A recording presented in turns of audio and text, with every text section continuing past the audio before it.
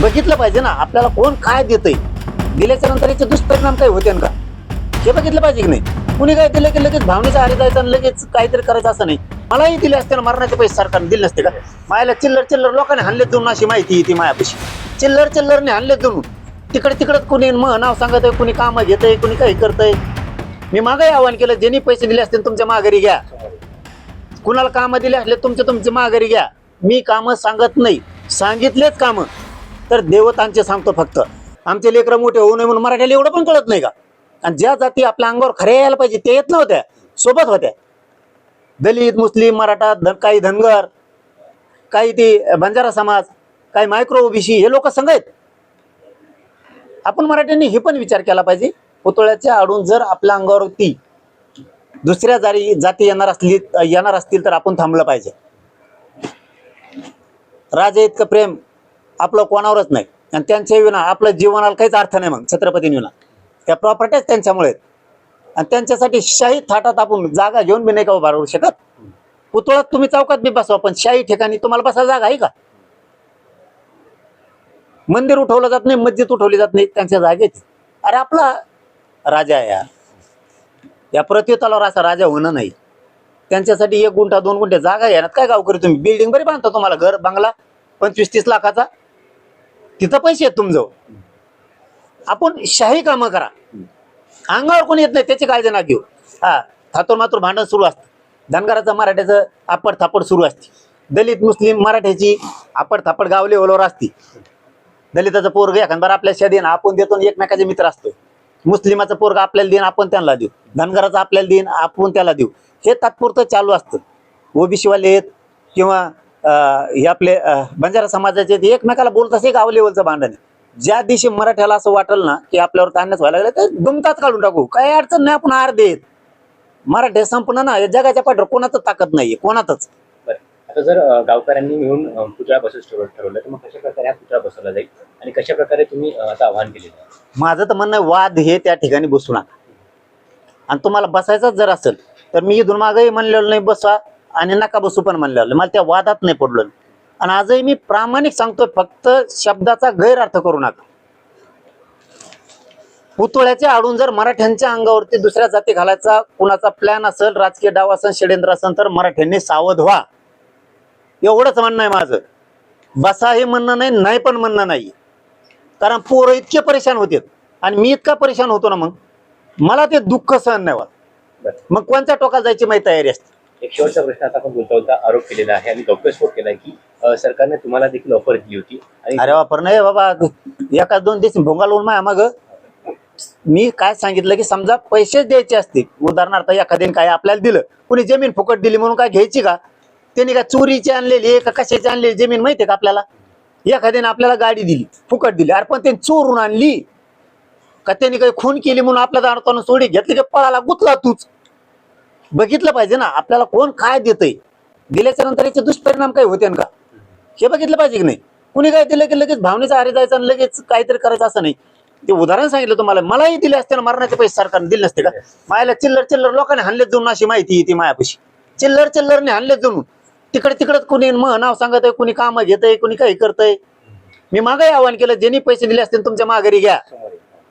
कुणाला कामं दिले असले तुमचे माघारी घ्या. मी कामं सांगत नाही, सांगितलेच कामं तर देवतांचे सांगतो फक्त. की या देवस्थानाला सरकार निधी द्या, का रोग आलाय का तुम्हाला, देवाला द्यायचं कुणाला. लय झालं तर देवाचं काम त्या शंभूराजे देसाई साहेबांना सांगतो की करा ते देवाचं. वैयक्तिक काम मी कोणालाही सांगत नाही. उदाहरण सांगितलं तुम्हाला, ते करू शकते. मला तर मरणात दिलं असतं, मग पद फिदं बी दिले असते. मी ते घेतलं नाही का की माझ्या समाजाच्या लेकराचं रक्त मला विकायचं नाही, यांची मान शर्मेने खाली जाईल असं मला नाही वागायचं. उद्या सकाळी मेलो तरी चालत, मला उद्या सकाळी गोळ्या घातल्या तरी चालतात, मी नाही बदलत. मी समाजाला बाप मानलंय, आईला माय मानलंय, त्या माय बापाचं रक्त विकणारी पैदास नाही. मला पैसे नको, मला पद नको, माझी जाती उंची वाढवायची. मराठा समाजाला एवढं पण कळत नाही का. मग हमेशा राजकारणी वापर करतात आपला. आपण कधी हुशार होणार आहेत. यांच्या पायतान व्हायचंय का आपल्याला. कुत्र्यासारखं यांच्या दारात उभं राहायचं का. तुमच्या पोराच्या आणि पोरीच्या दारात उभं राहिले पाहिजे ते कुत्र्यासारखे. तुमची पोरगी अधिकारी हो, तुमचं पोरगा अधिकारी हो, आणि तुमच्या दारात लाईन लागाव यांची राजकीय नेत्यांची, आमची तेवढी सही करा. त्या दिवशी खरं पांग फेटलं आपल्या धर्माचं, आपल्या मराठ्यांचं. अरे असं वागा रे, मी त्याच्यासाठी मरमर करतोय. त्यांना कुत्र्यासारखं दारात उभा करा, तुम्ही कवर कुत्र्यासारखे उभा राहा त्यांच्या दारात. आपल्या मातावर हे मोठे होते आणि आपल्या कुत्र्यासारखे हाल करते जरा घालून. म्हणून लेकी बाळे मोठे होत्या, अधिकारी होत्या, लेकर अधिकारी होत्या, शान वाढणारे तुमची. हे 10-5 वर्ष करा, समाजाला जिंकू लागा. आपल्या पोरं पगारात गेले, त्यांचं तर बळ वाढलं ना, तेच पगार देते 50-50 हजार, 1-1 लाख रुपये मध्ये करा राजाला उभा करू ना. आत्ताच उभा केले नाहीत मराठीत आणि नंतर केले मराठी नाहीत असं काही. बरं आत्ता करा, चला आम्ही तुमच्या मागे. पण पुतळ्याच्या आडून जर षडयंत्र असेल आणि मराठ्यांच्या अंगावरती न येणारे जाती येणार असल्या तर हे थांबवा. तर एक शेवटचा प्रश्न, काही मुली जे आहेत ते वारंवार वादग्रस्त वक्तव्य करताय. महाराणी ताराराणी ज्या ते मुनी फटके खाणारे आहात. ते मुनी राहिला नाही, आता तो मुनीर भाई झालाय, निजाम भाई, अकबर भाई. त्याचा अर्ध रक्त त्याचं झालंय आता भेसळ. आमच्या महाराणी ताराराणी साहेबांबद्दल जर हे बोलत असतील तर आम्हाला सुद्धा मग आता क्षमता आहे सहन करण्याची. क्षमता जर जळली फडणवीस साहेब तर असे रट्टे टाकी देईन पोरं. कारण यांना इतका भांडायचा खंड आहे, मग मी बळच थोपितो यांना. शांत राहा. सगळ्यात जास्त मग महाराष्ट्रात आणि देशात खंड असेल तर मराठ्याला. मग भांडण म्हणलं की तेव्हा असं कामच सोडून देतो लगेच, चलून द्या म्हणतो 7-8-10 दिवस. हे सत्यता आहे.